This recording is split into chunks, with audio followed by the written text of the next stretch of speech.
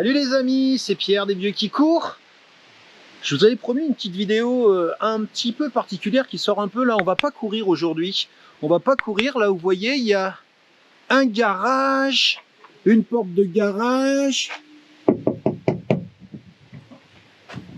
Qu'est-ce qui va bien pouvoir se passer? La porte s'ouvre, elle s'ouvre, elle s'ouvre.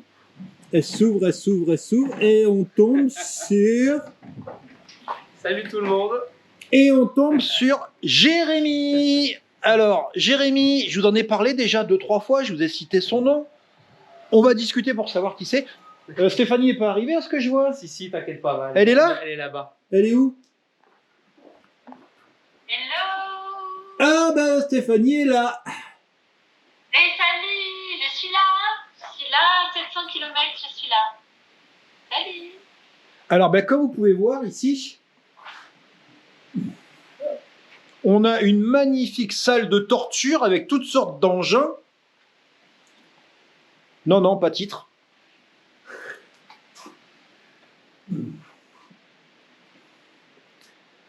Et Jérémy a un rôle particulier ici. Je dis bien ici parce qu'on en parlera un petit peu tout à l'heure. Il a un rôle particulier. Jérémy, tu es...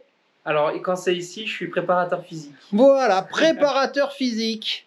Donc, on va faire quelques petits exercices. Je vais vous montrer un petit peu tout ça. Et après, on va discuter un petit peu ensemble. Ça marche. Ok? C'est parti. T'es d'accord? Tu fais des exercices avec nous?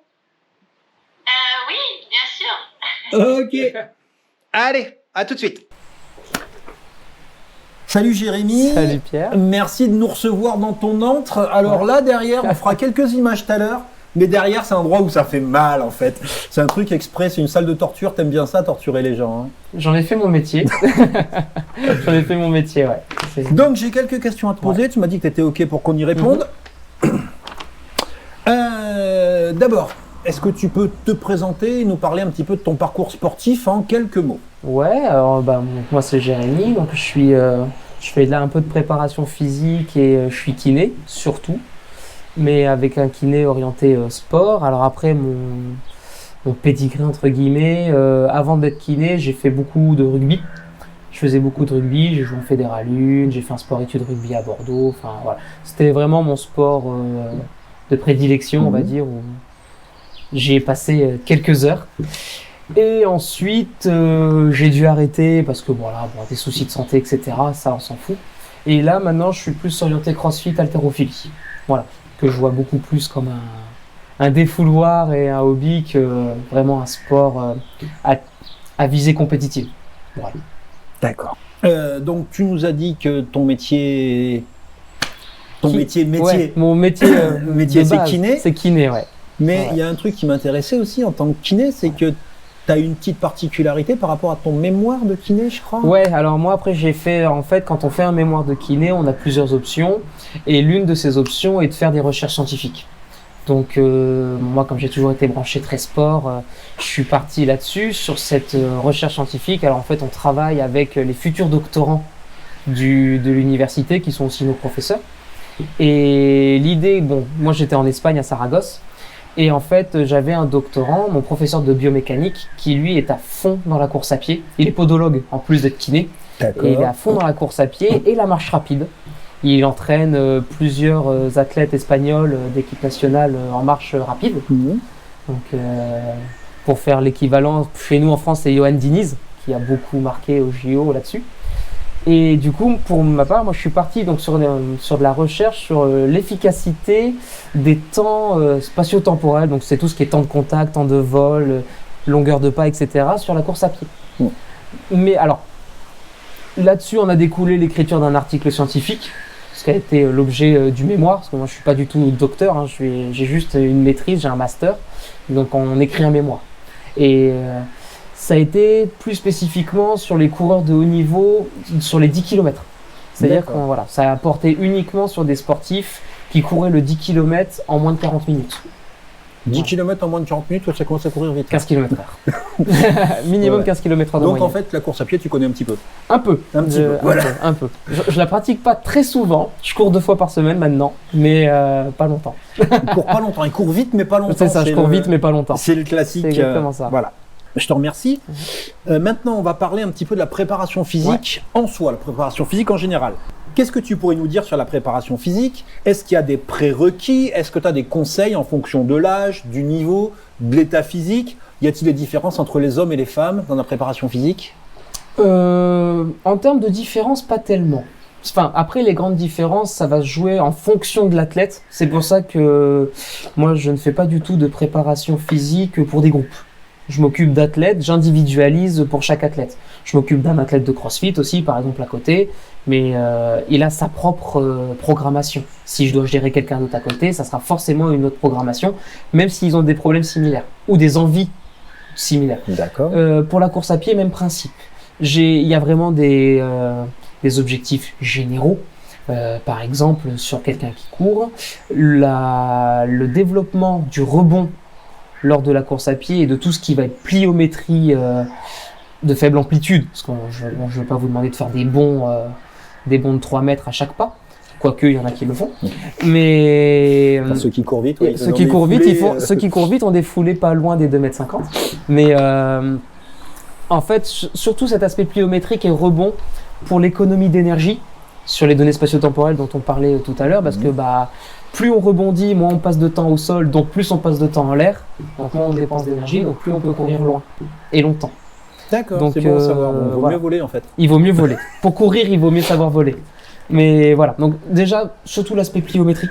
D'accord. Et après, bon, c'est surtout une composante de puissance. C'est surtout une question de puissance. La puissance, c'est la force fois la vitesse. À partir d'un moment, un athlète, si on veut améliorer sa puissance pour qu'il ne s'épuise moins, si on peut pas le faire courir plus vite parce qu'il fait des longues distances, on développe sa force. D'où le travail de force qu'on fait ici. D'où les fois où on a mal là. D'où les fois où il y a quelques courbatures qui se créent. Mais voilà, surtout si je devais donner vraiment un ordre d'idée, d'abord le travail de rebond et de pliométrie associé au travail de force. Et après, s'il y a des différences, ça peut être des différences de sexe, de taille, de poids, de technique de course. Il faut individualiser. C'est pas parce que tu me dis un homme de 40 ans qui fait 80 kg, 1m75, qu'est-ce que tu lui écris?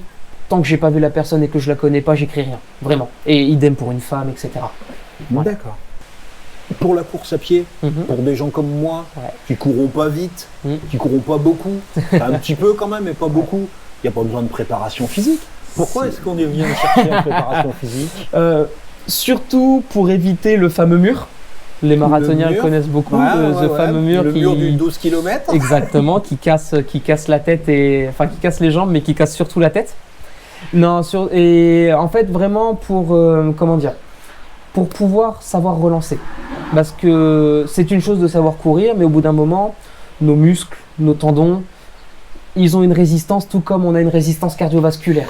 Quand on court, on pense à sa résistance cardiovasculaire. Je connais pas un seul coureur qui m'a pas parlé de sa VO2 max et de sa résistance à l'acide lactique et au lactate, mais le lactate c'est encore une autre bêtise.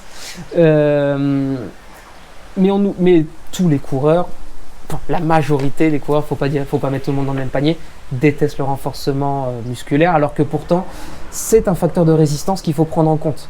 Si post-marathon, trail, vous ne voulez pas ne plus pouvoir marcher pendant 3 jours, voire une semaine, parce que vous avez les genoux en feu, les tendons qui sifflent, etc., il y a besoin de cette préparation physique.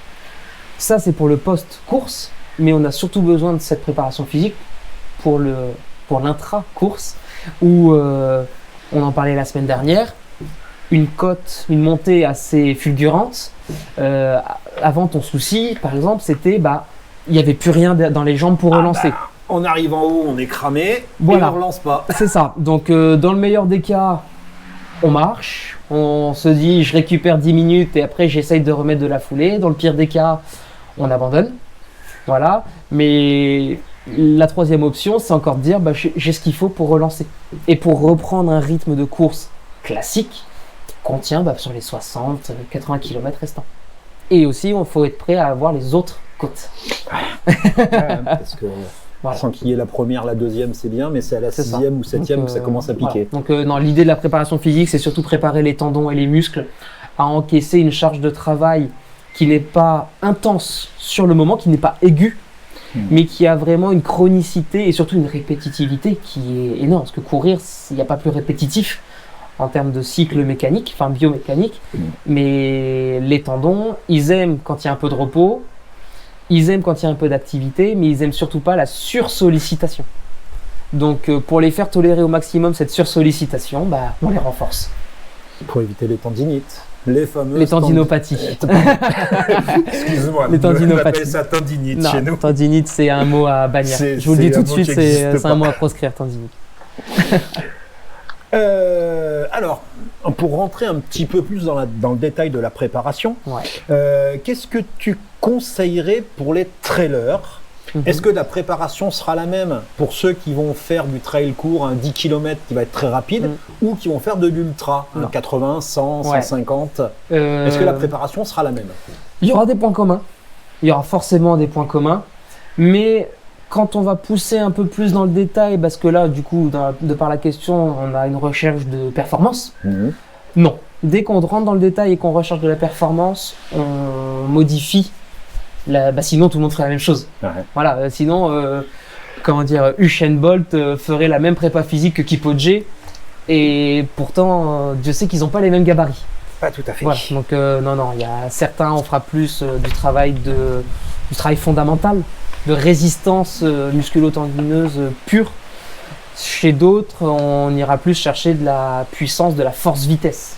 Voilà, donc plus d'explosivité, plus d'allonge dans les pas. Quelqu'un qui va courir 10 km va avoir beaucoup plus d'allonge dans sa foulée parce que la demande énergétique et musculaire est plus forte, mais sur une durée plus courte, sur une distance plus courte, donc il va les tenir.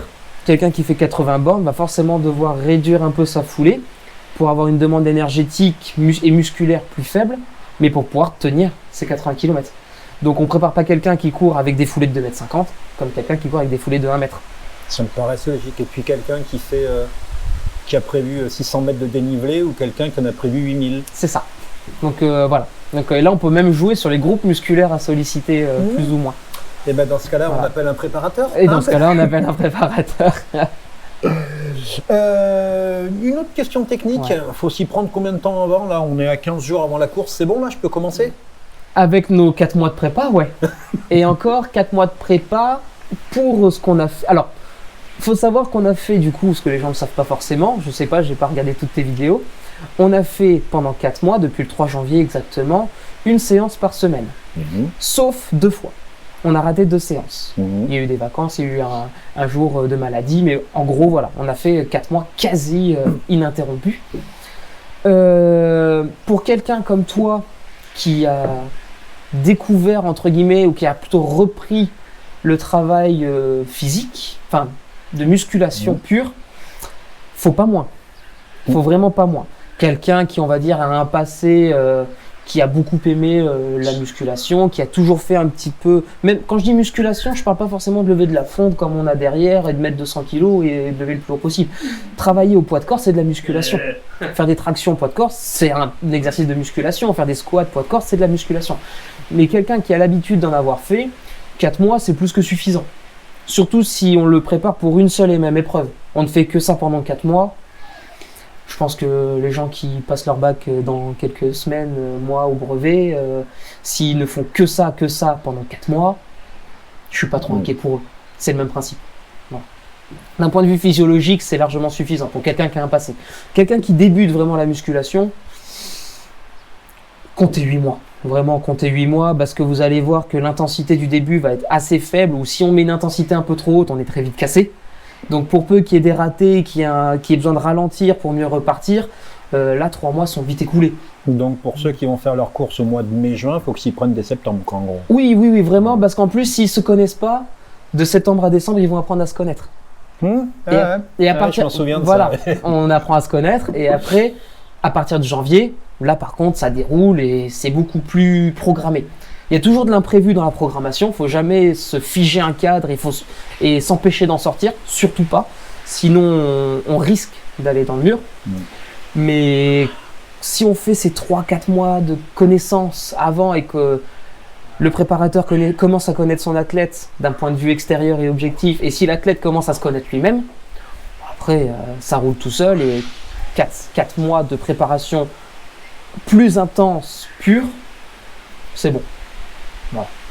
Ok. Mais on revient sur l'individualisation. C'est ça. Voilà. Une autre question. Ouais. Donc toi, t'es entraîneur. Personnellement, j'aime pas tellement le terme de coach. Je préfère le terme d'entraîneur ou de préparateur parce que ça n'a pas la même connotation. Est-ce qu'on peut se préparer seul ou est-ce qu'il vaut mieux avoir un entraîneur justement et quels sont les risques? Alors, on peut s'entraîner seul. En fait, on peut faire plein de choses tout seul. On peut s'entraîner seul si on se documente correctement, si on va chercher les bonnes sources d'informations. Instagram n'en est pas une. Quoique, il y a 2-3 vraiment très très bonnes pages Instagram sur ça. Parce que eux-mêmes vont chercher des articles scientifiques prouvés et approuvés. Et on sait qu'ils sont sérieux parce qu'ils donnent leurs sources. Ouais. Dès qu'on on en a sur YouTube aussi, ouais. Sur YouTube aussi. On a, comment il s'appelle, Iron Human. C'est l'équipe de. Ah, j'ai mangé le nom. Notre ami québécois. Ah, j'ai mangé le nom, ça me reviendra. Oui, ça. Mais on peut le faire tout seul. Il faut bien se renseigner, il faut se tester, il faut apprendre à se connaître toujours. Il faut savoir ce qui nous correspond, ce qui ne nous correspond pas. On peut le faire tout seul. Après, c'est comme, je reviens sur mon métier de kiné, on peut avoir mal au dos ou quelque part, on peut essayer un peu de se soigner tout seul, etc. Mais on sera forcément mieux accompagné si on va voir un professionnel. C'est pas obligatoire, mais c'est une assurance, on va dire. Voilà, Il y a des risques à s'entraîner tout seul? Il y a des risques à s'entraîner tout seul quand on est un peu, comme beaucoup de sportifs, quand on veut toujours pousser la machine toujours plus loin. Et en fait, le problème, c'est qu'il y a des moments où on s'écoute plus. Donc, on pousse la machine. On se dit, je me repose un peu si j'ai une petite tendinopathie, tendon d'Achille qui arrive, etc. Ou une petite douleur devant le tibia qui fait penser un peu à une périostite. Et au final, on se rend compte que c'est une fracture de fatigue parce qu'on n'a pas su s'écouter ou parce qu'on n'a pas su, prendre ce signal d'alerte comme un avertissement et dire, en fait, je voudrais peut-être voir quelqu'un qui a un point de vue objectif à tout ça. Parce que le problème quand on s'entraîne tout seul, c'est qu'on se dit non mais c'est bon, je me connais, je sais que je peux y aller. Et on les revoit quelques mois plus tard au cabinet parce qu'en fait, ça l'a pas fait. Voilà. Donc, il y a des risques, comme tout le temps, comme partout, mais même nous on n'est pas infaillible. Attention, on a des athlètes qui se blessent pendant l'entraînement et pourtant c'est un entraînement qu'on leur a conçu. Et on a du coup notre part de responsabilité et on se dit merde, qu'est-ce qu'on a fait de mal? Alors que pourtant, on prend du recul, on prend des heures à réfléchir en fonction de la charge qu'on a imposée, qu'on va imposer, etc., de la forme de l'athlète en ce moment. Parce qu'il y a la forme de l'athlète, si l'athlète n'est pas pro, qui travaille autour, qui a des enfants, qui le travail c'est chiant, que mentalement ça va pas bien, et ça on le sait pas forcément, on peut risquer de le blesser aussi. Donc voilà, il y a des risques de s'entraîner tout seul. Mais il y en a beaucoup plus en s'entraînant tout seul qu'en voyant quelqu'un à côté. Oui, j'imagine bien. Voilà. Et puis avoir plusieurs points de vue, c'est toujours très très très bénéfique. Surtout des points de vue objectifs. Donc, des points de vue compétents. Et des points de vue compétents, ça évidemment. C'est comme toujours, je conseille à quelqu'un d'être coaché par quelqu'un qui ne connaît pas. C'est-à-dire éviter tant que possible d'être coaché par des amis. D'accord. Par des amis. Des amis vraiment très très proches ou quoi. Parce qu'en fait, on est beaucoup plus sujet à la négociation. Et voilà. Pourtant, j'ai essayé de négocier, moi, des fois, mais jamais réussi. Mais parce qu'on ne se connaît pas intimement. Voilà. On se connaît avant par la kiné, etc. On s'entend super bien. Mais on ne va pas boire un verre ensemble tous les soirs. Non. Et du coup, voilà. Et puis, vu que j'ai pas d'empathie, voilà, mais vu que j'ai aucune empathie, c'est ça pas grave. Je peux vous le dire, j'étais en train de souffrir là, et empathie, mais zéro. Mais, voilà. Mais du coup, pour les coachings, c'est bien d'éviter les conflits d'intérêts. Voilà. Ça évite les erreurs de jugement, en fait. Ok. Moi, j'ai posé toutes les questions que j'avais à poser. Est-ce que toi, il y aurait des choses que tu voudrais rajouter sur la préparation, sur l'entraînement, sur ce que tu veux pour terminer cet échange? Ce que je dirais surtout, c'est ne pas avoir honte de ne pas savoir. Surtout pas. Si on ne sait pas, demander à quelqu'un, mais pas forcément un professionnel. Vous pouvez déjà demander à quelqu'un qui a qui a comment dire, qui a de l'expérience dans un domaine, parce que bah, les blessures, il les a peut-être déjà vécues, les soucis, il les a aussi peut-être vécus, donc les tests, il les a déjà faits, donc voilà, déjà prendre de l'expérience en demandant, je trouve que c'est hyper important, et ne pas chercher à aller trop vite. Surtout sur un sport sur un sport comme la course, enfin sur le trail spécifiquement, où on ne vous demande pas d'aller vite, on vous demande d'aller loin. Et une fois que vous savez aller loin, je sais pas français ma phrase, j'ai hésité. Si. Une fois que vous le savez, ouais c'est ça. Une fois que vous savez aller loin. Et ben en fait, vous pouvez commencer à essayer de mettre du rythme.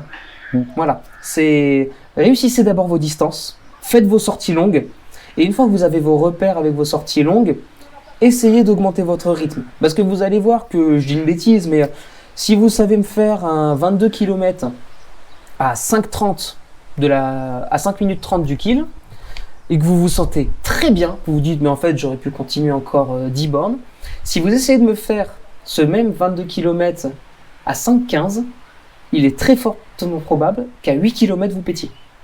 Parce que vos réserves énergétiques ne sont pas habituées à ça, vous avez épuisé tout votre glycogène, votre acide lactique, vous n'arrivez pas à le recycler parce que l'acide lactique est une source d'énergie, ce n'est pas qu'un déchet. Et en fait, bah, vous vous dites, bah mince, pourtant, je sais le courir. Bah oui, mais pas cette vitesse. Donc, apprenez à faire vos distances. Et en plus, le fait de ralentir au début va surtout permettre à vos muscles et à vos tendons de s'habituer à l'effort. Parce que c'est quand on met de l'intensité que les tendons et les muscles cassent. Enfin, cassent. Se rompent partiellement, intégralement. C'est comme ça qu'on se blesse. Et puis c'est là qu'on crampe aussi quand on démarre trop fort. C'est là qu'on crampe. Donc voilà. Donc, non, mais gérer la nutrition et l'hydratation. Et surtout, alors c'est facile à dire, c'est pénible à faire, mais y aller palier par palier. Ça c'est... Voilà, et puis surtout quand on ne sait pas, bah, on demande de l'aide. Ouais, c'est ce qu'on a fait avec Stéphanie. On a commencé notre premier gros, on a commencé par du 12-13. Notre premier gros, c'était un 25. Et puis on est passé à 35, 36. On est passé à 45.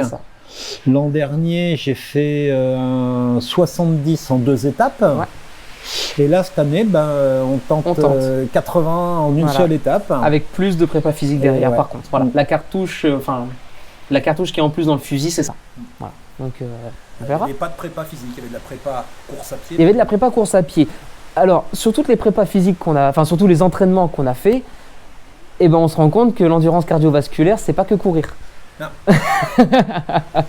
Bon, moi, je peux quand même témoigner d'une chose, c'est qu'avec que 4 mois à une fois par semaine, j'ai vu une sacrée différence. Ouais.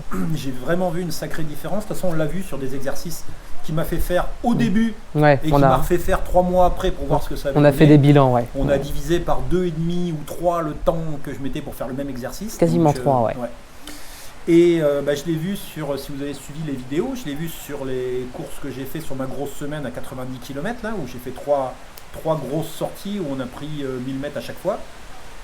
Je dirais pas que ça passe tranquille, mais ça passe. Et surtout, on relance derrière. Je t'en parlais tout à l'heure. C'est ça. On arrive en haut de la bosse et on a du jus, on relance. Et on relance derrière parce qu'on a su économiser l'énergie qu'on avait avant. Parce que notre stock d'énergie, au final, il est toujours le même. On n'a pas un réservoir extensible, donc c'est juste qu'on sait mieux l'utiliser. Voilà. Ok. D'autres choses à rajouter? Non, après ça va durer toute la soirée. Eh ben merci beaucoup. Je t'en prie. Et puis on va faire quelques images là, puis vous allez voir un petit peu comment il m'a fait souffrir. Oh mais là on va faire du faux, les images que vous allez voir c'est du faux. Ouais, ça va. Bon. Allez, à plus tard. Salut tout le monde.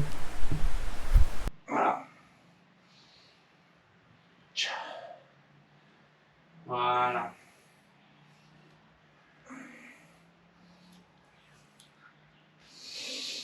Hop là, tiens, fallait pas regarder sur le côté. Voilà.